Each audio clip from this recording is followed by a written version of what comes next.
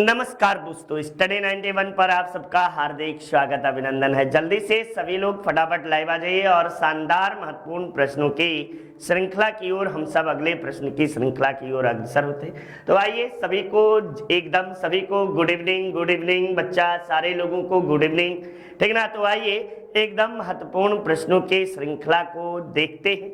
तो चलिए देखिए, ये आपको जैसे पता ही होगा, पंचायती राज व्यवस्था सर्वप्रथम कहाँ प्रवर्तित हुआ। प्रवर्तित का मतलब लागू होना होता है, ठीक ना।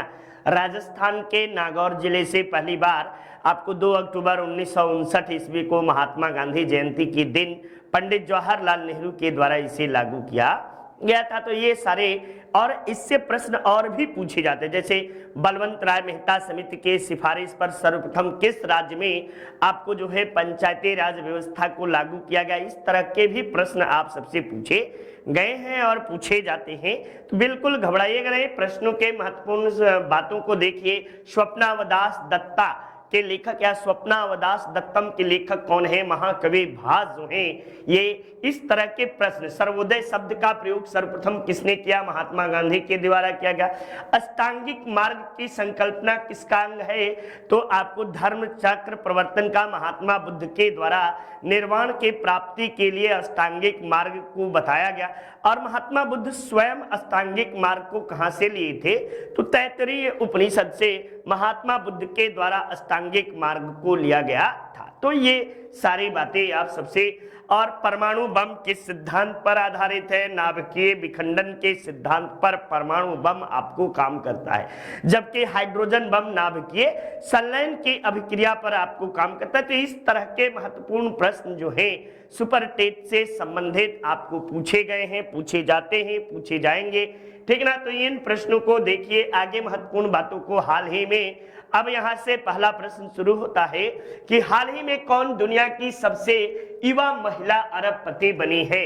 ये कोई बताएगा? सबसे युवा महिला अरबपति दुनिया की कौन बनी है? विटनी वुल्फ हार्ड बनी है, या मैकेंजी स्कॉट बनी है, एलिस वाल्टन बनी है, या यांग हुएन बनी है? कौन आपको दुनिया की सबसे युवा महिला अरबपति बनी है? ये कोई भी आप सब में से जल्दी से फटाफट। हाँ जी बिल्कुल, कुछ लोग एकदम क्या गजब का, लेकिन कुछ लोगों का जवाब बिल्कुल गलत है बच्चा।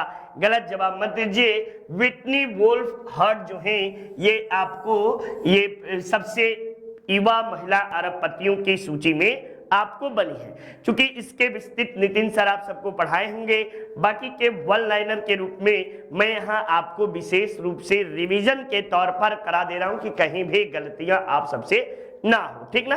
तो चलिए नेक्स्ट अगले प्रश्न की ओर चलते हैं। ये रहा, टोक्यो ओलंपिक में कुश्ती अंपायरिंग करने वाले एकमात्र, किसमें? कुश्ती में अंपायरिंग करने वाले एकमात्र भारतीय आपको रेफरी कौन थे?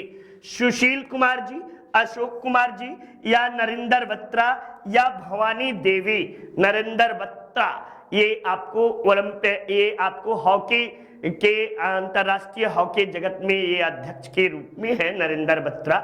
और यहाँ पे आप प्रश्नों का जवाब क्या देंगे तब बताइएगा कि आपको अशोक कुमार जी जो हैं ये आपको अंतरराष्ट्रीय ओलंपिक जो अभी टोक्यो ओलंपिक में आयोजित हुआ था, इसमें अशोक कुमार एकमात्र भारतीय रेफरी के रूप में कुश्ती में काम किए थे, ठीक। तो ये महत्वपूर्ण बातें आप सबके लिए रहा। हाल ही में किस देश ने कृत्रिम द्वीप के निर्माण के लिए आपको मंजूरी दी है? यानी किस तरह का द्वीप? कृत्रिम द्वीप जो आदमी के द्वारा बनाया जाए। डेनमार्क है, चीन है, अमेरिका है, या इजराइल है? निम्न में से किस देश के द्वारा कृत्रिम द्वीप बनाने की अनुमति दी गई है? ये महत्वपूर्ण प्रश्न आप सब बताइए जल्दी से। ये आपको जो है किस देश की संसद के द्वारा कृत्रिम आपको जो है कि द्वीप बनाने की मंजूरी दी गई है? कोई बताएगा? कोई भी? कोई जल्दी से। तब आप बताइए कि कृत्रिम द्वीप बनाने के मंजूरी ये चीन, भाई कुछ लोग चीन जवाब दे रहे हैं, कुछ लोग अमेरिका, भाई डेनमार्क है, ठीक ना, एकदम जो जिनका डेनमार्क भी जवाब आ रहा है। डेनमार्क की संसद ने आपको जो है हाल ही में कृत्रिम द्वीप बनाने की अनुमति दे दी है। चलिए अगले प्रश्न की ओर चलते हैं। अगला प्रश्न आप सबके सामने जो है ये रहा, ये प्रश्न रहा कि कौन सा देश अंतरराष्ट्रीय वैक्सीन संस्था स्थापित करने की घोषणा की है? दक्षिण कोरिया, चीन, भारत या बांग्लादेश? ये वेरी वेरी इंपॉर्टेंट प्रश्न, ये कम से कम 2 बार मैं इसके पूर्व भी कराया हूं अदर क्लासेस में। 10 बजे के क्लास में इस तरह के प्रश्नों को मैंने 1-2 बार कराया है कि कौन सा देश अंतरराष्ट्रीय वैक्सीन संस्थान जो है ये बनाने की घोषणा, स्थापित करने की घोषणा की है। तो दक्षिण कोरिया, चीन, भारत या बांग्लादेश? तब आप बताइएगा कि बांग्लादेश जो है यही, इसने ही आपको जो है अंतरराष्ट्रीय वैक्सीन संस्था स्थापित करने की घोषणा की है बांग्लादेश के द्वारा। अब बांग्लादेश की राजधानी ढाका है। बांग्लादेश की मुद्रा क्या है? टका। टका जो है, टका बांग्लादेश की मुद्रा है। और भारत और बांग्लादेश के बीच मैत्री रेल सेवा भी प्रारंभ है। भारत और बांग्लादेश की और क्या क्या खासियत है? तो भारत की सबसे अधिक सीमा जो है 4096.7 किलोमीटर जो है ये सबसे अधिक सीमा बांग्लादेश के साथ लगती है। और बांग्लादेश की राजधानी ढाका और भारत में जो है त्रिपुरा की राजधानी अगरतला, इन दोनों के बीच मात्र 50 किलोमीटर की दूरी, यानी दुनिया के 2 राजधानियों के बीच सबसे कम दूरी यही मानी जाती है। भारत और बांग्लादेश के बीच जीरो रेखा जो है वो खींची गई है। ये बातें भी आप लोग जानते रहिए। नेक्स्ट देखिए, हाल ही में किस देशों ने टैक्स इंस्पेक्टर्स विदाउट बॉर्डर्स, ठीक ना, ये आपको पहल लॉन्च किया है? भारत और भूटान ने, भारत और अमेरिका ने, भारत और फिजी ने, भारत और ऑस्ट्रेलिया के द्वारा, किसके द्वारा यह आपको लॉन्च किया गया है? तब आप बताइए। टैक्स इंस्पेक्टर्स विदाउट आपको बॉर्डर्स, यानी बिना बॉर्डर पे किसी तरह का जो है कि इंस्पेक्टर जांच करने वाले लोग नहीं रहेंगे। ये किस देश के साथ? तो अमेरिका के यहाँ जाते जाते भारत का तो बड़ा हालत खस्ता हो जाएगा। और फिजी जो कि ऑस्ट्रेलिया में है, यहाँ पर भी जाना बड़ा मुश्किल है। भारत और ऑस्ट्रेलिया, तो अब आप जवाब दीजिएगा भारत और भूटान के बीच। और सारे बच्चे लगभग जवाब जो है वो दे रहे हैं भारत और भूटान के बीच टैक्स इंस्पेक्टर विदाउट बॉर्डर्स, ये आपको जो है पहल लॉन्च किया गया है। नेक्स्ट, ये आपको जो है ग्राम समाज जबरदस्त तरीके से हिंदी सामान्य ज्ञान और सामान्य गणित के पुस्तक जो है हमारी संस्था की ओर से जबरदस्त तरीके से लिखी गई है और आप इसे परचेज कर सकते हैं। आपकी सफलता में यह कई गुना जो है सहायक भी होगी। ठीक, तो ये महत्वपूर्ण बातें आप सबके सुनहरे भविष्य के लिए कि किताब को जरूर परचेज करिए। जल्द ही आप सबके सामने वीडियो की बुक भी लॉन्च हो जाएगी। और जो बच्चे टेट सुपर टेट दे रहे हैं उनके लिए भी हम लोग प्रयासरत हैं कि परीक्षा होने से पहले उनको बेहतरीन चीजें दे दी जाए, जिससे वो आपको जो है कि काफी कुछ सीख सके। कोशिश मेरा जारी है, देखिए कितनी कोशिश में सफल हो पाता।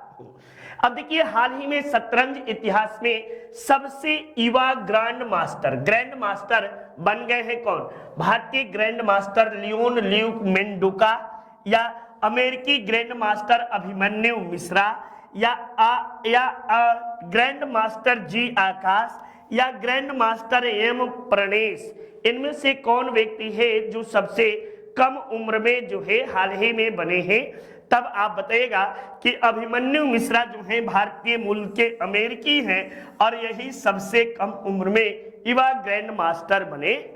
शतरंज की दुनिया में आपको विश्वनाथन आनंद भारत के पहले व्यक्ति थे जो ग्रैंड मास्टर बने थे और दुनिया में बहुत बड़ा नाम कमाए थे। ठीक ना, ये विश्वनाथन आनंद दुनिया के बहुत प्रसिद्ध शतरंज खिलाड़ियों में से एक माने जाते।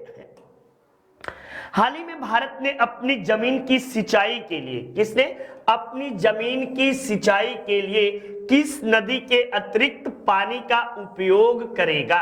यानी कौन सी नदी? सिंधु जल समझौता पाकिस्तान के साथ, ब्रह्मपुत्र जल समझौता चीन के साथ, या कोसी जल समझौता नेपाल के साथ, या आपको पद्मा यमुना जल समझौता आपको जो है बांग्लादेश के साथ। तब इस प्रश्न का आप जवाब क्या देंगे? तब जवाब दीजिएगा कि ये एक, जल्दी से एक बार आप सबका जवाब देख लें, एक बार आप सबका जवाब देख लूं, जल्दी से करें। हाँ जी, बिल्कुल बिल्कुल, कुछ लोगों का जवाब बिल्कुल सही नहीं है बच्चा। ऐसा क्यों आप सब कर रहे हैं? इस तरह आप सब गलतियां ना करिए प्लीज, ये मेरा आप सबसे हाथ जोड़कर निवेदन है। और जो लोग गलतियां कर रहे हैं उनके लिए क्षम्य भी है, ठीक ना। सिंधु जल समझौता पाकिस्तान के साथ जो हुआ था, इसी समझौते के तहत भारत अपने सिंचाई के लिए अतिरिक्त पानी का उपयोग करेगा। ये आपको जो है बातें हैं। हाल ही में विदेश मंत्री एस जयशंकर, ठीक ना, एस जयशंकर किस देश में महात्मा गांधी की प्रतिमा का अनावरण किया? ये पिछली बार पीसीएस में, इसके पहले जो है इथियोपिया में हुआ था, वो आला आपको पूछा था कि नरेंद्र मोदी ने कहां किया था। अब यहाँ पे आपको पूछा गया है कि किस देश में? इटली में, जॉर्जिया में, केन्या में या बांग्लादेश में महात्मा गांधी के प्रतिमा का अनावरण जो है यह विदेश मंत्री एस जयशंकर के द्वारा कहां किया गया है? जल्दी से कोई बता दे, कोई भी कोई बता दे बाबा, ठीक, कोई बता दे। एकदम बिल्कुल सही जवाब आप सबका। कुछ लोगों का जवाब गलत है। ये इटली नहीं बच्चा, ये जॉर्जिया, नाम सुने हैं जॉर्जिया? जॉर्जिया जो है, जॉर्जिया देश में आपको जो है कि भारत के विदेश मंत्री एस जयशंकर के द्वारा महात्मा गांधी के प्रतिमा का अनावरण यानी कि उद्घाटन किया गया। ये महत्वपूर्ण बातें आप सबके लिए। नेक्स्ट देखिए, G20 शिखर सम्मेलन, वेरी वेरी इंपॉर्टेंट प्रश्न, ठीक ना। ये वीवीआई है, वीवीआई प्रश्न है। आपको शिखर 20 सम्मेलन 2023 की मेजबानी कौन करेगा? जापान, फ्रांस, चीन या भारत? 2023 की मेजबानी आपको किसे सौंपा गया है? ये कोई बताए तब हम आगे का बताएं, ठीक ना। ये अच्छा, 2021 कौन किया था? 2021 कोई बताएगा? 2021 इटली की राजधानी रोम में किया गया था, ठीक ना। इटली रोम या रोम इटली कर लीजिए, ये रोम में किया गया था। 2022 की मेजबानी कौन करेगा? तो भारत करेगा। और 2023 पूछ रहा है, 2023 की मेजबानी आपको जो है ये कौन करेगा? G20 2023, ठीक ना। ये आपको जो है कौन करेगा? ये कोई बताए? अरे भाई यार, सॉरी, मुझसे गलती हो गई। एक मिनट, थोड़ा सा गलती हुआ है। ये 2022 जो है ये आपको इंडोनेशिया की राजधानी बाली में है। बाली इंडोनेशिया, मेरे दिमाग में ऑप्शन यहाँ था ही नहीं, इंडोनेशिया। और आपको 2023 की मेजबानी जो है भारत करेगा, ठीक ना। ये G20 शिखर सम्मेलन 2023 की मेजबानी आपको भारत के द्वारा किया जाएगा। तो ये महत्वपूर्ण बातें आप सबके लिए। ये देखिए, दिमाग से उतर गया। 2022 में बाली करेगा इंडोनेशिया, और 23 में भारत को पहले ही सौंप दिया गया है कि भारत मेजबानी इसका करेगा। हाल ही में संघाई सहयोग संगठन का आपको 9वां सदस्य देश कौन बना है? ये संघाई सहयोग संगठन जो है चीन के द्वारा बनाया गया है। ये भारत, पाकिस्तान, एक मिनट, बच्चे चिल्लाते हैं कि सर आप टिक मत किया करिए। चलिए, भारत, पाकिस्तान, ईरान या अफगानिस्तान, ये कौन जो है संघाई सहयोग संगठन का देश बना है? ठीक, तब आप जवाब दीजिएगा।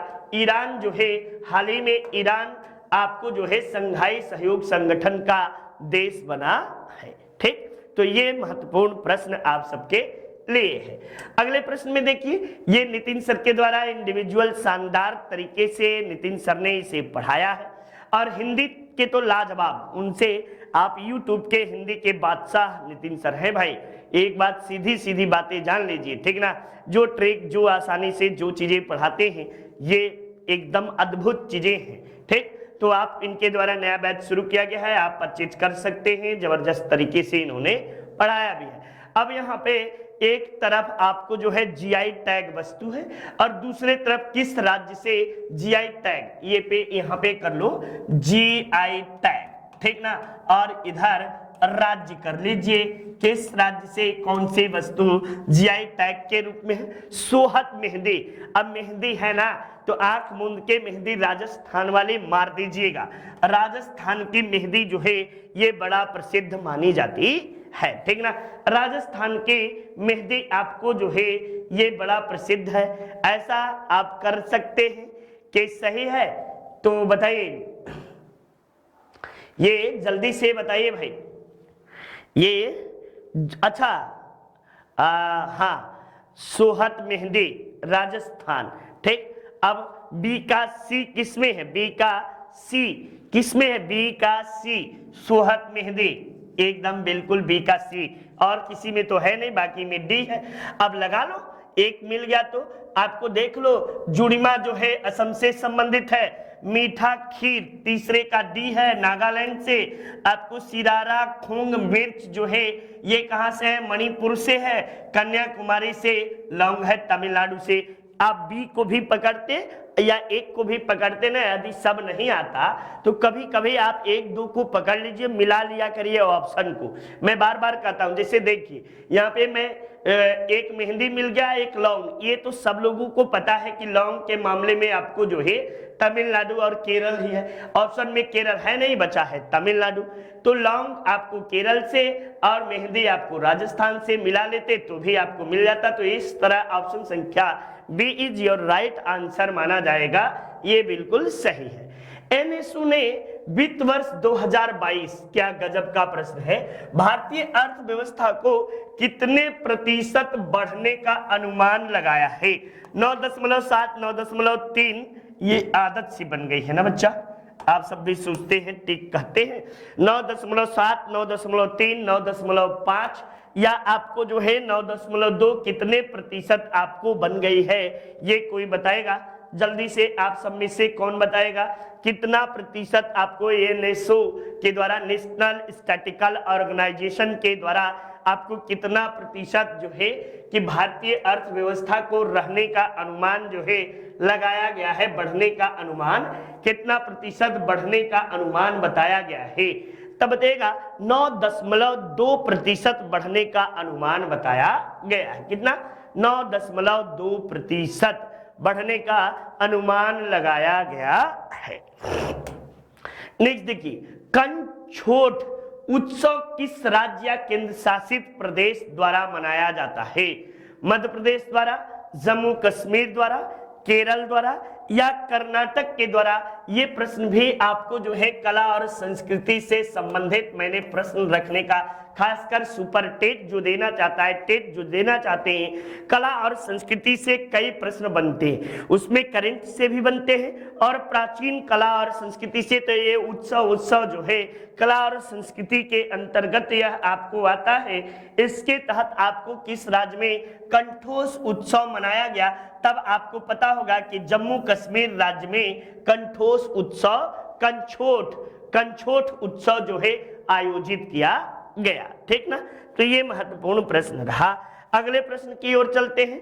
भारत के पहले जीआई टैग वाले, आपको जो है जीआई टैग वाले किस कालीन माने गलैचा बोलते हैं इसको, ठीक ना, मिर्जापुरी भाषा में, और भदोही में आपको गलैचा बोलते हैं, को हरी झंडी दिखाकर जर्मनी के लिए रवाना किया गया। लद्दाखी कालीन को, कश्मीरी कालीन को, भदोही की कालीन को या मिर्जापुर की कालीन को, कहां की कालीन को जो है ये आपको कश्मीर के लिए रवाना किया गया। वैसे मैं बता दूं कि भारत में ये जो मिर्जापुर है ये आपको जो है कालीन के उत्पादन में भारत में पहले स्थान पर है। किसी समय में कालीन मिर्जापुर का प्रमुख व्यवसाय हुआ करता था, लेकिन अब धीरे धीरे मिर्जापुर काफी पीछे हो गया और भदोही जो है ये कालीन इंडस्ट्रियल के रूप में काफी तेजी से डेवलप हुआ। और जो है कि लेकिन ये आपको कहां का कालीन है, तो कश्मीर के कालीन को आपको जो है कि जीआई टैग देकर इसे हरी झंडी दिखाकर जर्मनी भेजा गया है। नेक्स्ट देखिए, ये आपको सुमेलित करने के लिए बड़े ही आसान तरीके से प्रश्नों को आप कर सकते हैं, ठीक ना। ये प्रश्न बड़े ही सही तरीके से कर सकते हैं। देखिए, विश्व उपभोक्ता दिवस की स्थिति को राष्ट्रीय टीकाकरण, विश्व गौरैया दिवस, अंतरराष्ट्रीय वन दिवस, इसमें से आप यदि एक दो को भी जानते हैं ना बच्चा, तो आप कर सकते हो, ये मैं गारंटी के साथ कह सकता हूं। यदि आप एक दो को भी जानते हो तो लगाइए, देखें आप सबको, देखें कि कितना आप सब सही करते हैं। ये भी जानना बहुत जरूरी है भाई, कितना आप सब सही करते हैं। एकदम जल्दी से फटाफट जवाब दीजिए। बहुत कम लोगों का मिलान करने में कैसा गड़बड़ी कर रहे हो भाई, ये आपको कैसा गड़बड़ी। अच्छा, विश्व गौरैया दिवस कितने तारीख को मनाया जाता है? ये 20 तारीख को विश्व गौरैया दिवस मनाया जाता है कि नहीं? तो आप मिला सकते हो ना कि 20 तारीख बी कितने का ऑप्शन है, तो बी आपको ऑप्शन दो चीजों का ऑप्शन बी आया, यानी अभी भी आप जो है डाउट में फंस सकते हैं। अब एक और कोई आता हूं, विश्व उपभोक्ता अधिकार दिवस, आपको पता है तब विश्व उपभोक्ता अधिकार दिवस 15 मार्च को मनाया जाता है। अब दो मिला लो, ये सी में आपको जो है सी आपको मिल गया, इस तरह से बी और सी दोनों मिल गया तो बिल्कुल सही है। बाकी अंतरराष्ट्रीय वन दिवस मनाने की बात आए तो ये 21 मार्च को मनाते हैं और राष्ट्रीय टीकाकरण दिवस 16 मार्च को मनाते हैं। तो इस तरह से ऑप्शन संख्या आपको 3 ऑप्शन जो है ये बिल्कुल सही जवाब हुआ। Option 3 is your right answer बच्चा हुआ, और आप सबको समझ में भी आ रहा होगा कि ऑप्शन 3 के सिवा दूसरा नहीं होगा। और बहुत बच्चे ऑप्शन 3 को कब से लगाए भी जा रहे हैं, तो एक बार सभी से विनम्र निवेदन है भैया, हाथ जोड़ रहे हैं और कुछ कि एक बार शेयर और लाइक जरूर कर दीजिए अपने दोस्त यारों के बीच में, ठीक। जबरदस्त तरीके से आपको जो है प्रश्न की श्रृंखला है यूपी SSSC वीडियो, ये आपको जो कि ग्राम विकास अधिकारी हमारी संस्था की ओर से शानदार तरीके से बैच आपको संचालित है। 600 आवर का वीडियो लेक्चर है, फ्री टेस्ट सीरीज है, स्मार्ट पीडीएफ मटेरियल है, ऑफलाइन डाउनलोड करने की भी सुविधा दी गई है। साथ ही साथ सुपर टेट के भी आपको जबरदस्त तरीके से हमारी संस्था की ओर से बैच लॉन्च किया गया है, और आप इसमें भी देखिए 600 आवर का video lecture, free test series, smart PDF material, offline download करने की भी सुविधा दी गई है, तो आप इसे भी देख सकते हैं। आपको पृथ्वी भ्रमण करती हुई प्रति मिनट करीब करीब कितनी दूरी तय कर लेती है?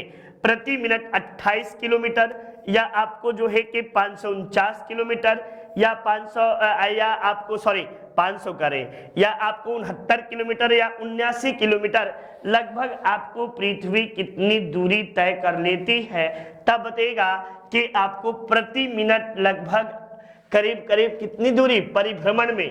तो ये परिक्रमण में ये 111 किलोमीटर, तो परिभ्रमण में लगभग आपको 28 किलोमीटर के दूरी तय करती है, ठीक है ना। प्रति मिनट आपको 28 किलोमीटर की दूरी पृथ्वी के द्वारा अपने परिभ्रमण में तय किया जाता है। रुपए का अंतिम बार अवमूल्यन कब किया गया था? ये सब एसएससी सीजीएल से लेकर हर जगह आपको इकोनॉमिक्स के प्रश्न है, चूंकि इकोनॉमिक्स में करंट पूछता है, आरबीआई पूछता है, प्रति व्यक्ति आय पूछता है, रिवर्स रेपो रेट से पूछता है, तो यही ज्यादा आपसे इन्फ्लेशन डिफ्लेशन थोड़ा बहुत पूछता है। और प्रमुख संस्थान जो स्थापित किए गए हैं ये टेट सुपर टेट में आपसे पूछे जाते हैं, ठीक ना। तो ये महत्वपूर्ण बातों में आप देखिए जुलाई 1991 में, या जुलाई 1993 में, जुलाई 1997 में, या जुलाई 2001 ईस्वी में, तब आप बताइएगा कि पहली अंतिम बार अवमूल्यन मुद्रा का जो है ये आपको 1991 ईस्वी में अंतिम बार अवमूल्यन किया गया था, ठीक ना। ये अंतिम बार अवमूल्यन, और इस समय इसी के समय आप देखते होंगे कि द्वितीय औद्योगिक नीति या नई औद्योगिक नीति जिसे हम कहते हैं एलपीजी, लिबरलाइजेशन, प्राइवेटाइजेशन और ग्लोबलाइजेशन की बातें करते हैं, या भारत में एफडीआई की शुरुआत यानी फॉरेन डायरेक्ट इन्वेस्टमेंट की शुरुआत जो है 1990-91 के दशक में ही शुरू होता है। और उस समय आपको माननीय नरसिम्हा राव जी भारत के प्रधानमंत्री हुआ करते थे और श्री मनमोहन सिंह जी वित्त मंत्री के पद पर काम करते थे और नई आर्थिक नीति को राव मनमोहन मॉडल के नाम से भी जाना जाता है। तो ये महत्वपूर्ण बातें आप सबके लिए है, आप सब समझिए, जानिए। बाकी का काम आपका है, कलम कापी लेकर बैठा करिए। नहीं लेकर बैठते तो इसके लिए आप जिम्मेदार होंगे और कोई दूसरा जिम्मेदार नहीं होगा। बहुत लोगों को लगता है हवा में आ गया, जब जवाब देने की बातें आती हैं तो नील बटा सन्नाटा मिल जाता है। तो इसके जिम्मेदार आप ही हैं, दूसरा मैं न होऊंगा, ना आपके माता पिता होंगे, ना ही कोई होगा। और जितने लोग गप सड़ाका मार रहे हैं ना, मैं देख रहा हूं कमेंट बॉक्स में, और जितने लोग गप सड़ाका मार रहे हैं, मारिए जितना मारना है। क्योंकि मैं आज सुबह भी बोला कुछ लोगों को, तो कुछ लोगों को बुरा लगा कि सर टोकते हैं, करो मस्ती, हमसे क्या लेना देना है, क्या उद्धव का लेना और क्या माधव का देना है, ठीक ना, हमसे कोई ये नहीं। लेकिन चाहता है टीचर, हर बार यही चाहता है कि हमारा बच्चा जो भी हो, क्योंकि आपके नाम रोशन होने से ही हमारा भी नाम रोशन होगा। ये जाहिर सी बात है कि आपसे ही हमारा भी अस्तित्व कहीं न कहीं जुड़ा हुआ है। ये बातें हमेशा याद रखिए, ठीक, ये हमेशा याद रखिए कि आपके अस्तित्व से हमारा भी अस्तित्व है, ठीक। यदि आप जैसे कहता है ना कि काम करिए और उसका परिणाम ना दिखे तो फिर क्या मतलब है। जैसे मैं बहुत ही पढ़ा दूं, आप पास ही ना हो, आपकी संग मैं बहुत अच्छा पढ़ाता हूं, ठीक, आप कहते हो कि सर बहुत अच्छा पढ़ाए या खराब ही पढ़ाता है, कौन डिसाइड करता है? आप डिसाइड करते हो सही पढ़ा रहा हूं कि गलत पढ़ा रहा हूं। संख्या डिसाइड करती है। पता नहीं मेरी क्लास में कौन सा श्राप है, मुझे राहु केतु किसका क्या घेर रखा है मुझे नहीं पता। चलिए जो भी है बातें, कूका आंदोलन को किसने संगठित किया था? गुरु रामदास ने, गुरु नानक ने, गुरु मान राम सिंह ने या गुरु गोविंद सिंह ने? तो कूका आंदोलन आपको जो है ये कहाँ हुआ था? पंजाब में हुआ था। और पंजाब में कब हुआ था? तो 1872 ईस्वी में कूका आंदोलन बालक सिंह और आपको गुरु राम सिंह के नेतृत्व में ये आपको शुरू हुआ था। इस समय भारत का वायसराय जो था लॉर्ड नॉर्थ ब्रुक था। नॉर्थ ब्रुक हुआ करता था भारत का वायसराय, ठीक ना। ये महत्वपूर्ण बातें। और गुरु राम सिंह जो है, यहाँ पे आप टिक कर लीजिएगा, गुरु राम सिंह इसके जो है मुख्य प्रणेता माने जाते हैं, ठीक। यहाँ तक कोई दिक्कत उम्मीद करता हूं कि आप सबको नहीं आया होगा। नेक्स्ट देखिए, अशोक के शासन काल में बौद्ध सभा, ये बौद्ध सभा किस नगर में आयोजित किया गया था? तो ये कला और संस्कृति से संबंधित आपको प्रश्न हुआ। बौद्ध सभा का आयोजन जो है 4 जगह किया गया था। 4 बौद्ध सभा, वैसे मैं 5 पढ़ाता हूं, ठीक ना। तो आपको जो है आपको तृतीय बौद्ध संगति का आयोजन जो है ये कहाँ किया गया था? तो पाटलिपुत्र में, द्वितीय का वैशाली में और पहले का राजगृह में किया गया था, ठीक। तो अशोक के समय में आपको तृतीय बौद्ध संगति पाटलिपुत्र में आयोजित हुआ था, जिसकी अध्यक्षता मोगलीपुत्र गोशाल के द्वारा, मोगलीपुत्र तिस के द्वारा किया गया था, ठीक ना। इसी संगति में आपको तृतीय बौद्ध पिटक अभिधम्म पिटक का संकलन मोगलीपुत्र तिस के द्वारा किया जाता है। ये बातें भी। अब द्वितीय ये कब हुआ था? तो लगभग 256 से 50 बीसी में आपको इसका आयोजन किया गया था, ठीक। तो अशोक के शासनकाल में किया गया था। दूसरा बौद्ध संगति कालाशोक के समय में। पहली बौद्ध संगति जो है ये किसके समय में? तब बताइएगा। पहली बौद्ध संगति अजात शत्रु के काल में। वही चौथी बौद्ध संगति कनिष्क के काल में आपको कहाँ हुआ था? तो कुंडलवन में। कुंडलवन ये कहाँ है? तो जम्मू कश्मीर में है, ठीक ना। ये मगध मिटा दो। कुंडलवन ये आपको JNK में हुआ था। ये चौथी बौद्ध संगति आपको आयोजित हुआ था। तो ये महत्वपूर्ण बातें आप सबके लिए, चारों बौद्ध संगतियों को आप याद कर सकते हो। नेक्स्ट देखिए, विश्व व्यापार संगठन अस्तित्व में आया कब आया? 1994 ईस्वी में, जनवरी 1995 में, जनवरी 1996 में या 1997 ईस्वी में। ये आपको इकोनॉमिक्स से भी कह सकते हैं और नॉर्मल प्रश्न भी कह सकते हैं। ये आपको गैट के स्थान पर, ठीक ना, गैट के स्थान पर 1 जनवरी 1995 ईस्वी को 50 देशों ने मिलकर आपको बीओपी बैलेंस ऑफ पेमेंट को सही करने के उद्देश्य से विश्व व्यापार संगठन को स्थापित किए थे। ठीक ना, ये बातें विश्व व्यापार संगठन, और इसका मुख्यालय वर्तमान में जिनेवा में है या जनेवा में आपको इसका मुख्यालय है। ठीक, चलिए नेक्स्ट आइए अगले प्रश्न की ओर।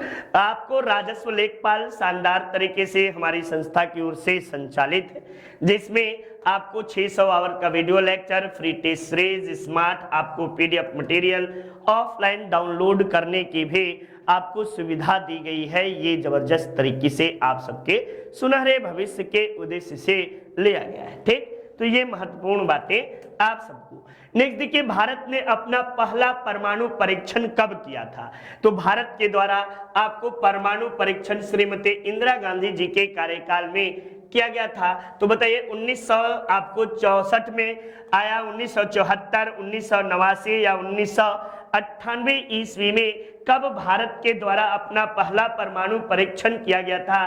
तो श्रीमती इंदिरा गांधी के कार्यकाल में 18 मई 1974 ईस्वी को पहला परमाणु परीक्षण किया गया था। और ये इसे क्या नाम दिया गया था? तो लाफिंग बुद्धा, लाफिंग बुद्धा के नाम से इसे कोड वर्ड रखा गया था। बुद्धा या बुद्धा, ये कोड वर्ड था लाफिंग बुद्धा, ये इसी समय में। और दूसरी बार 1998 ईस्वी में श्री अटल बिहारी वाजपेयी जी के समय में आपको पोखरण परमाणु परीक्षण किया गया था।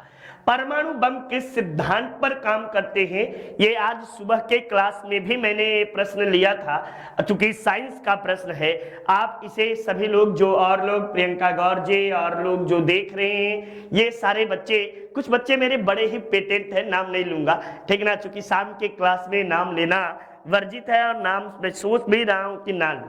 ठीक, तो ये देखिए आपको परमाणु बम का सिद्धांत किस पर आधारित है? नाभिकीय संलयन पर, नाभिकीय विखंडन पर, उपयुक्त दोनों पर या किसी में नहीं?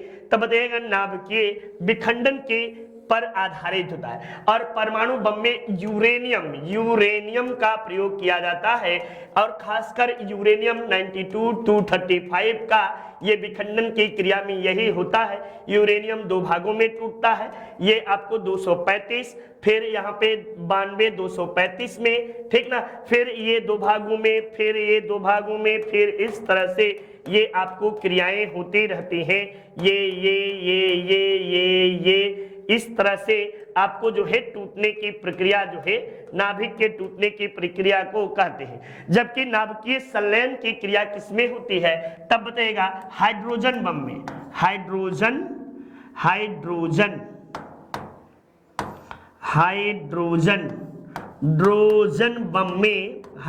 बम में नाभिकीय संलयन की प्रक्रिया, या आपको जो है ये नाभिकीय विखंडन की प्रक्रिया कहाँ? तो परमाणु रिएक्टरों में या परमाणु भट्ठी में, ठीक ना, परमाणु भट्ठी या रिएक्टर में आपको नाभिकीय संलयन की प्रक्रिया ही करते हैं। और ये सूर्य में भी आपको, सूर्य के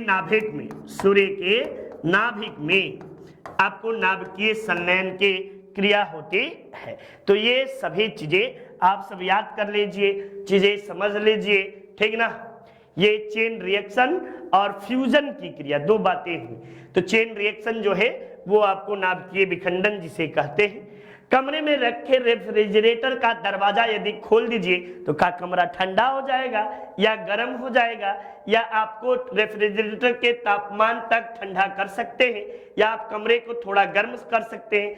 आप कमरे को न तो गर्म कर सकते हैं न ठंडा कर सकते हैं। ये इस प्रश्न का जवाब दीजिए। यदि आप घर में प्रैक्टिकली कर लो ना, ये सब जैसे प्रश्न कॉन्सेप्चुअल है, नहीं समझ में आता, तो आप सबसे निवेदन है कि आप प्रैक्टिकली करो, और प्रैक्टिकली करोगे तो ज्यादा अच्छे तरीके से आपको ज्ञान मिलेगा, ठीक ना। ये प्रैक्टिकली आप करेंगे तो आपको ज्यादा सही तरीके से, तो आप देखोगे कि पहले कमरा जो है थोड़ा गर्म हो जाएगा, ये जाहिर सी बात है, कमरे का टेम्परेचर हिट हो जाएगा, न कि ठंडा होगा, ठीक। तो ये बातें आप कर सकते हैं, समझ सकते हैं। तो ये महत्वपूर्ण बातें आप सबके लिए रहा, ठीक। चलिए नेक्स्ट देखिए, इंडियन अर्नेस्ट के लेखक कौन हैं? एक आपको लेखक से संबंधित, चाहे नया पुरान कोई भी हो, ये इंडियन अर्नेस्ट के लेखक पूछ रहा है। इंडियन अर्नेस्ट में है, आपको वैलेंटाइन सिरोल का नाम सुने होंगे, ठीक है ना, और जवाब भी आप सब सही दे रहे हैं। वैलेंटाइन सिरोल के द्वारा ही आपको इंडियन अर्नेस्ट लिखा गया है, और इसी पुस्तक में वैलेंटाइन सिरोल ने जो है कि क्या नाम है, बीजी तिलक, बाल गंगाधर तिलक को भारतीय अशांति का अग्रदूत कहकर संबोधित किया है, ठीक ना। तो ये महत्वपूर्ण बातें आप सबके लिए रहा। नेक्स्ट देखिए, संविधान का 93वां संविधान संशोधन विधेयक है, किससे है भैया? सरकारी नौकरियों में पिछड़े वर्गों के लिए आरक्षण जारी रखने के लिए है, या आपको 6 से 14 वर्ष के बीच की आयु के बच्चों को पुनः निःशुल्क शिक्षा देने की बात करता है, या सरकारी भर्तियों में महिलाओं के लिए 30% आरक्षण की बात की गई है, या आपको हाल ही में गठित राज्यों और आपको अधिक संसदीय स्थानों के आवंटन से संबंधित है। 93वां संविधान संशोधन, ये बड़ा ही महत्वपूर्ण आपको जो है संविधान संशोधन माना जाता है। ये 93वां संविधान संशोधन जो है ये कब हुआ था, ये कोई बताएगा? 92वां और 93वां संविधान संशोधन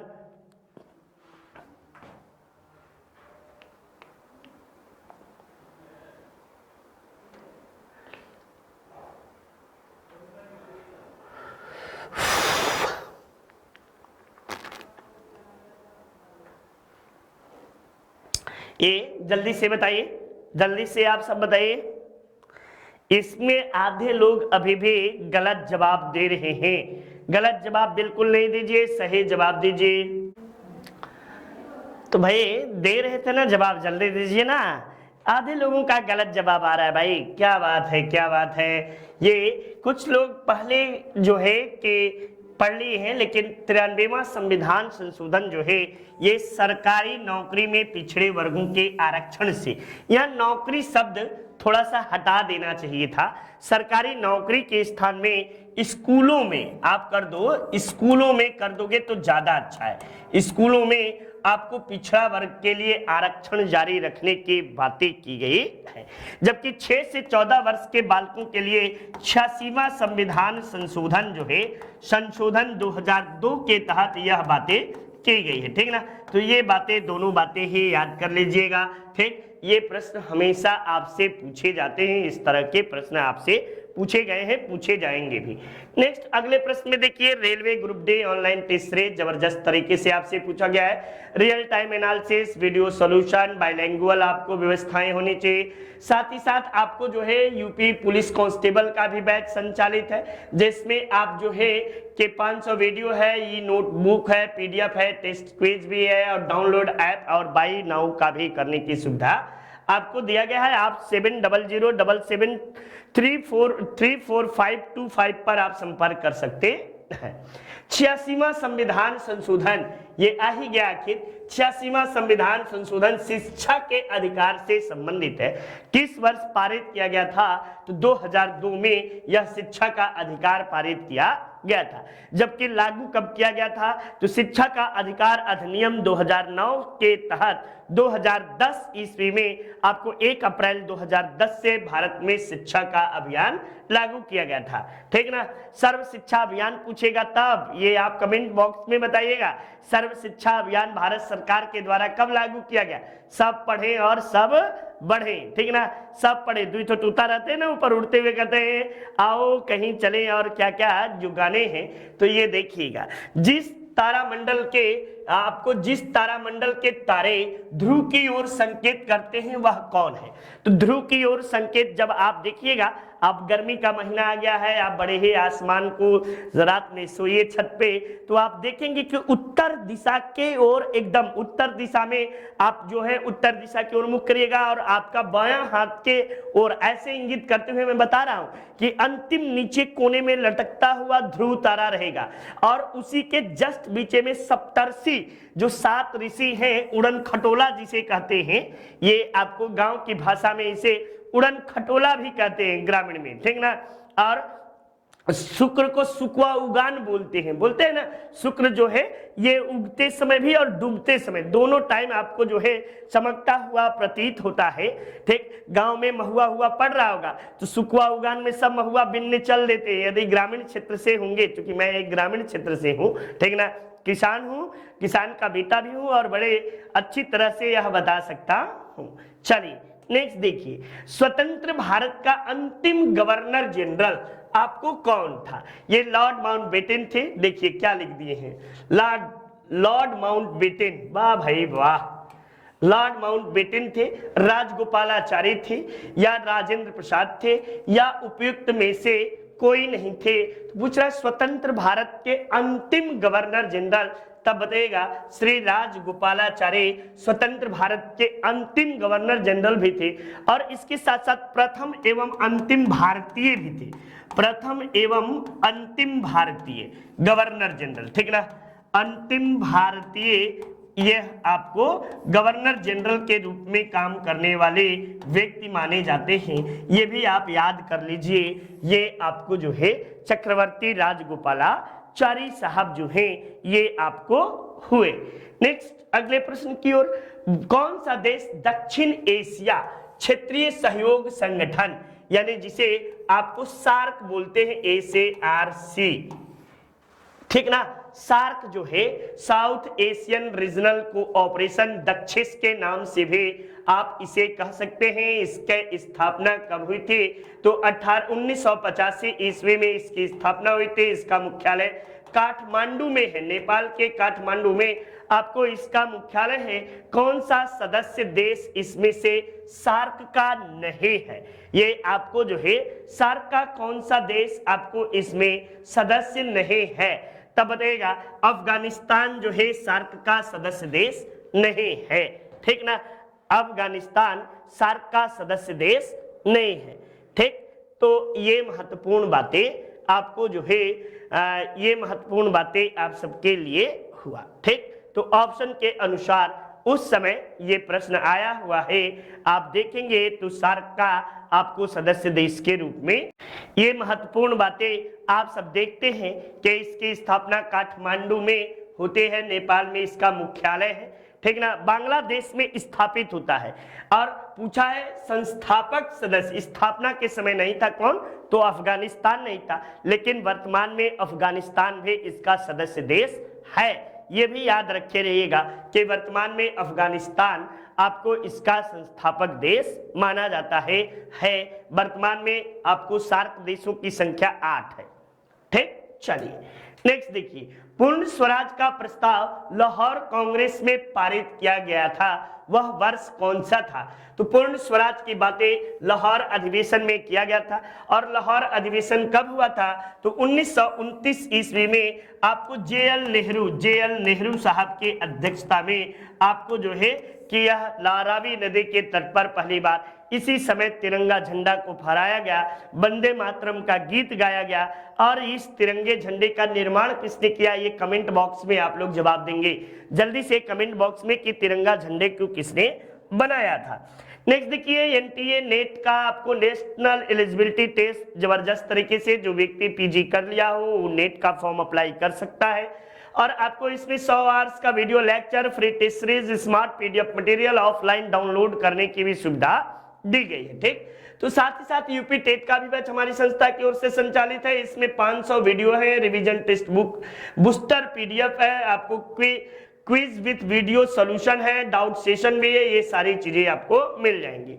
ये देखिए, खेती के अंतर्गत क्षेत्र के अनुसार भारत में सबसे महत्वपूर्ण खाद्य फसल कौन सी है? आपको जो है गेहूं है, मक्का है, जौ है या चावल है? तो भारत में सबसे अधिक क्षेत्रफल पर चावल बोई जाती है, उसके बाद आपको गेहूं का नंबर आता है। तो महत्वपूर्ण भारतीय खाद्य फसलों में आपको गेहूं जो है दूसरे स्थान पर आता है और चावल पहले नंबर पर आता है। तो चलिए नेक्स्ट अगले प्रश्न की ओर चलते हैं। ये रहा हमारा, अष्टांगिक मार्ग संकल्पना किस अंग का है? तो अष्टांगिक मार्ग जो है ये आपको महात्मा बुद्ध के द्वारा निर्वाण प्राप्ति में सहायक बताया गया है। और ये आपको कहाँ पे है, तो धर्म चक्र प्रवर्तन के समय आपको अष्टांगिक मार्ग की जरूरत पड़ती है। ठीक ना, अष्टांगिक मार्ग को महात्मा बुद्ध ने कहां से लिया था, तो तैत्तरीय ये याद कर लीजिएगा, तैत्तरीय उपनिषद। ठीक ना, तैत्तरीय उपनिषद से महात्मा बुद्ध के द्वारा यह लिया जाता है। तो ये महत्वपूर्ण बातें आप सबके लिए है। नेक्स्ट देखिए, ये राजा राम मोहन राय द्वारा ब्रह्म समाज की स्थापना कब की गई थी, तो राजा राम मोहन राय ने ब्रह्म समाज की स्थापना 1828 ईस्वी में 20 अगस्त 1828 ईस्वी को इसकी स्थापना कलकत्ता में राजा राम मोहन राय ने की थी। और आपको राजा राम मोहन राय की मृत्यु के बाद आपको देवेंद्रनाथ टैगोर ने इसका नेतृत्व किया। देवेंद्रनाथ टैगोर और केशव चंद्र सेन के आपको नेतृत्व में ब्रह्म समाज का पूरे भारत में प्रचार प्रसार हुआ। ब्रह्म समाज का मुख्य उद्देश्य एकेश्वरवाद को स्थापित करना था, यानी ईश्वर एक है, चाहे वह जिस रूप में हो। बहुईश्वरवाद का इसमें विरोध किया गया था। ठीक, तो चलिए नेक्स्ट, भारत में यरलुंग जांगबो नदी किस नाम से जानी जाती है, बड़ा ही ये फेमस आपको प्रश्न है। यरलुंग जांगबो या आपको यांग सीटियांग भी सॉरी या इसको जो है सांगपो के नाम से भी जानते हैं, सांगपो भी कहते हैं। अब तो पता चल गया होगा, गंगा है, सिंधु है, ब्रह्मपुत्र है या महानदी है, कौन सी नदी को आपको जो है कहा जाता है यरलुंग जांगबो, तो ब्रह्मपुत्र नदी को आपको यरलुंग जांगबो या सांगपो का मतलब होता है पवित्र नदी के नाम से आपको भूटान के क्षेत्रों में जाना जाता है। अरुणाचल प्रदेश में जब यह आपको प्रवेश करती है तो इसे दिबांग या देहांग के नाम से जानते हैं। बाकी के आप असम में इसे जो है कि ब्रह्मपुत्र के नाम पर जानते हैं। और दुनिया का सबसे बड़ा नदी द्वीप माजुली जो है ये ब्रह्मपुत्र नदी पर ही स्थित है। साथ ही साथ ब्रह्मपुत्र नदी आपको प्रायद्वीपीय भारत की सबसे लंबी नदी मानी जाती है। ये बात भी प्रायद्वीपीय भारत के भारतीय उपमहाद्वीप की सबसे लंबी नदी। ठीक ना, भारतीय बोलते समय थोड़ा थोड़ा भारतीय उपमहाद्वीप, ठीक ना, भारतीय उपमहाद्वीप की सबसे लंबी नदी और इसकी लंबाई जो है कितनी है, तो 2900 किलोमीटर है। ठीक, जबकि सिंधु की लंबाई कितनी है, 2880 किलोमीटर है। और गंगा की 2525 किलोमीटर आपको जो है 2525 किलोमीटर गंगा है। तो ये प्रमुख नदियों के आपको लंबाई है। और आपको जो है ब्रह्मपुत्र को बांग्लादेश में किस नाम से जानते हैं, तो जमुना के नाम से जानते हैं। और गंगा को पद्मा बांग्लादेश में कहा जाता है। नेक्स्ट देखो, अगले प्रश्न की ओर चलते हैं। ये रहा अच्छा भाई, ये चलिए नेक्स्ट, क्या भाई क्या कर रहे हो, ये बढ़ने ही नहीं दे रहे। ये आपको जो है कोशिका की शक्ति का स्रोत किसे कहा जाता है, आपको पावर ऑफ कोशिका किसे कहते हैं। ठीक ना, किसे कहते हैं, कोशिका भित्ति को, माइटोकॉन्ड्रिया को, राइबोसोम को, न्यूक्लियस को। तब बताएगा माइटोकॉन्ड्रिया को कोशिका का स्रोत कहते हैं, ऊर्जा गृह भी कहते हैं माइटोकॉन्ड्रिया। ठीक ना, माइटोकॉन्ड्रिया जो है पावर हाउस ऑफ सेल, इसे क्या कहते हैं, पावर हाउस ऑफ सेल के नाम से भी इसे जानते हैं। ठीक ना, ये आपको जो है माइटोकॉन्ड्रिया ये बहुत ही महत्वपूर्ण कोशिका का अंग माना जाता है।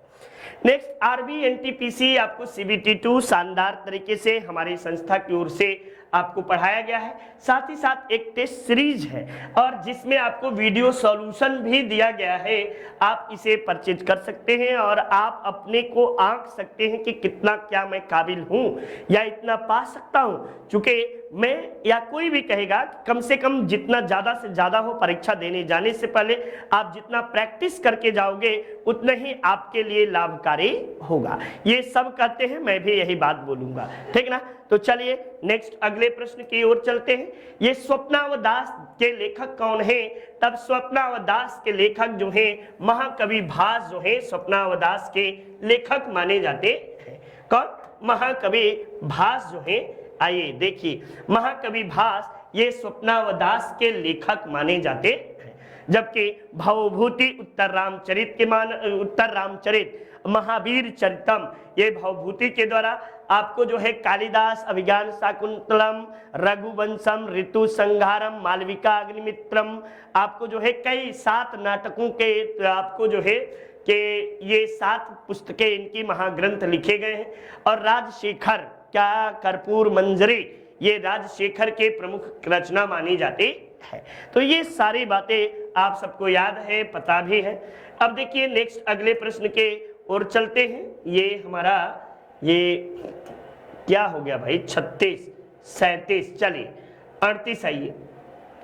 आपको जो है कि रसायन उद्योग में कौन सा तेजाब मूलक रासायनिक नाम है? तो रसायन उद्योग में तेजाब मूलक आपको कौन सा है? H2CO3 या HNO3, H2SO4, HCl, कौन सा आपको जो है ये माना जाता है? तो H2SO4 को तेजाब के नाम से इसे सल्फ्यूरिक अम्ल भी कहते हैं। सल्फ्यूरिक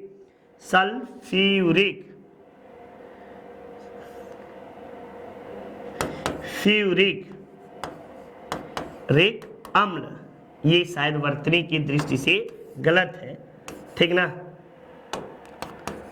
सल्फ्यूरिक अम्ल ये भी गलत है। देखो वर्तनी गलती हो रही है भाई। सल्फ्यूरिक, चलो जो भी है सल्फर से लिख देते हैं, सल्फ्यूरिक अम्ल, ठीक ना। सल्फ्यूरिक अम्ल आपको यही आपको है H2SO4 और आपको तेजाब इसे ही बोलते हैं, ठीक ना। पंचवर्षीय योजना का अंतिम अनुमोदन कौन करता है? तो पंचवर्षीय योजना का अंतिम अनुमोदन जो है राष्ट्रीय विकास परिषद के द्वारा किया जाता है। कौन? राष्ट्रीय विकास परिषद जो है ये आपको अंतिम अनुमोदन करता है। राष्ट्रीय विकास परिषद को योजना आयोग का पितामह कहते हैं। योजना आयोग का आपको पितामह कहा जाता है, पितामह, ठीक ना। और इसका भी पदेन प्रधानमंत्री अध्यक्ष होते हैं, पदेन PM अध्यक्ष के रूप में होते हैं। तो ये बातें भी आप लोग याद किए रहिए। राष्ट्रीय NDC बोलते हैं, नेशनल डेवलपमेंट काउंसिल के नाम से इसे जानते हैं। अंतरराष्ट्रीय आर्थिक सहयोग में किसे तीसरे स्तंभ के रूप में जाना जाता है? अंतरराष्ट्रीय मुद्रा कोष को, विश्व बैंक को, या आपको विश्व व्यापार संगठन को, या गैट को, किसे आपको जाना जाता है? तब आप इस प्रश्न का जवाब क्या देंगे? जल्दी से फटाफट आप जो है कि कमेंट बॉक्स में जल्दी से जवाब दीजिए, क्या कहेंगे, ठीक ना। आप इसे क्या कहेंगे? तो ये आपको जो है बताइए। अरे भाई ये अंतरराष्ट्रीय आर्थिक सहयोग मतलब व्यापार से लेना देना है। काफी लोगों का मैं इधर जवाब देख रहा हूँ गलत जवाब दे रहे हैं बाबू। ये आपको जो है विश्व व्यापार संगठन WTO जिसे बोलते हैं। अभी पीछे ही मैंने बताया कि 1 जनवरी 1995 ईस्वी को WTO के स्थापना जो है किया गया था और इसका मुख्यालय कहाँ है? तो जिनेवा में आपको इसका मुख्यालय है। इसके पूर्व इसका नाम क्या था? तो गैट के स्थान पर इसने काम करना जारी किया था। चलिए नेक्स्ट देखिए, अगले प्रश्न के ओर चलते हैं। ये रहा आपको सूची 1, दूसरा सूची 2 को मिलान करने के लिए सूची 1 का सूची 2 से आपको मिलान करना है और सूचियों को नीचे दिए गए विकल्प का सही आंसर आपको देना है। अब मैग्रो 1 ये कक्ष का वर्ण लिखकर आप सबको फंसाने का काम किया है। यहाँ पे कक्ष का वर्ण हटा दो, नहीं तो अगर गुजरात रहता ना तो आपको फंसा देगा। ये मैग्रो वन कहाँ पाए जाते हैं? सीधी सीधे तब पश्चिम बंगाल में मैग्रो वनस्पति पाई जाती है। शीतोष्ण कटिबंधीय वन, कटिबंधीय वन आपको जो है कहाँ पाए जाते हैं? तब शीतोष्ण कटिबंधीय वन आपको पूर्वी एवं पश्चिमी हिमालय के और नीलगिरी की पहाड़ियों में पाए जाते हैं। जबकि मानसून वन जो है ये हमेशा छोटा नागपुर पठार में और उष्ण कटिबंधीय शिलांग एवं सह्याद्री पर्वत के श्रेणी यानी पश्चिमी घाट में आपको पाया जाता है। इस तरह पहले का दूसरा, दूसरे का पहला, तीसरे का चौथा, चौथे का तीसरा, 2 1 4 3 2 1 4 3। ऑप्शन संख्या आपको जो है 3 इज योर राइट आंसर माना जाएगा। 3 जो है ये बिल्कुल सही जवाब होगा, ठीक ना। तो ये महत्वपूर्ण बातें आप सबके लिए रहा। ये नितिन सर के द्वारा जबरदस्त हैंड रिटेन नोट्स है, इसे परचेज कर लीजिए, आप सबके लिए फायदेमंद होगा, ये जरूर है, ठीक। चलिए नेक्स्ट देखिए, लंदन में द्वितीय गोलमेज सम्मेलन की असफलता आपको इनकी छत्र छाया में हुआ। इरमन गांधी समझौते में, या आपको जो है हैलो समझौते में, या इरविन गांधी समझौता, या आपको गांधी साइमन समझौता। लंदन के द्वितीय गोलमेज सम्मेलन की असफलता इनकी छत्र छाया में हुआ। बड़ा गजब का प्रश्न है भाई ये। आपको गांधी जी तो भाग लिए थे गांधी इरविन समझौते के तहत, लेकिन इसमें कह रहा है कि किसमें आपको असफलता की छत्र छाया किसके समय में? तो गांधी जी नहीं गए होते तो द्वितीय गोलमेज सम्मेलन तो गांधी तो रहेंगे। एक गांधी और गांधी चारों में ऑप्शन भी है, ये देखिए गांधी इधर से भी है इधर से, तो लगा लो गांधी इरविन समझौता। इसे आपको दिल्ली समझौता के नाम से भी जानते हैं, दिल्ली समझौता इसे कहते हैं। और ये कब हुआ था? तो 5 आपको मार्च 1931 ईस्वी को गांधी इरविन समझौता आपको संपन्न हुआ था।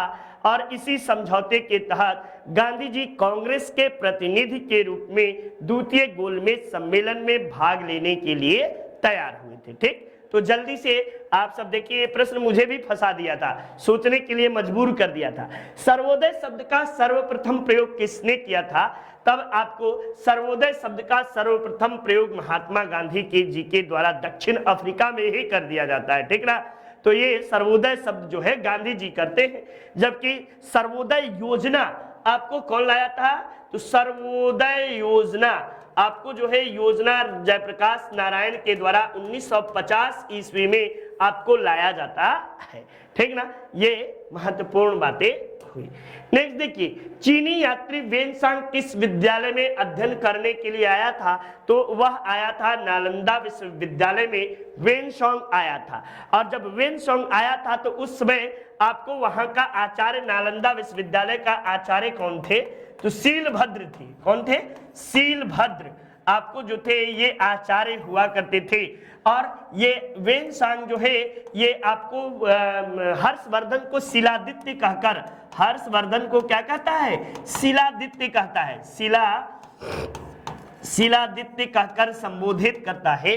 वेनसांग के द्वारा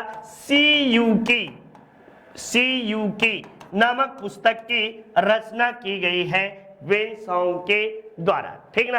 तो ये महत्वपूर्ण बातें आपको हर्षवर्धन के काल में आया था। और 5वें बौद्ध संगति की इसने अध्यक्षता भी की थी। भारत में आर्थिक सुधारों का जनक किसे कहा जाता है? बड़ा ही महत्वपूर्ण प्रश्न है। जवाहरलाल नेहरू को, इंदिरा गांधी को, मनमोहन बाबू को, या पीवी नरसिम्हा राव को किसे आपको कहा जाता है?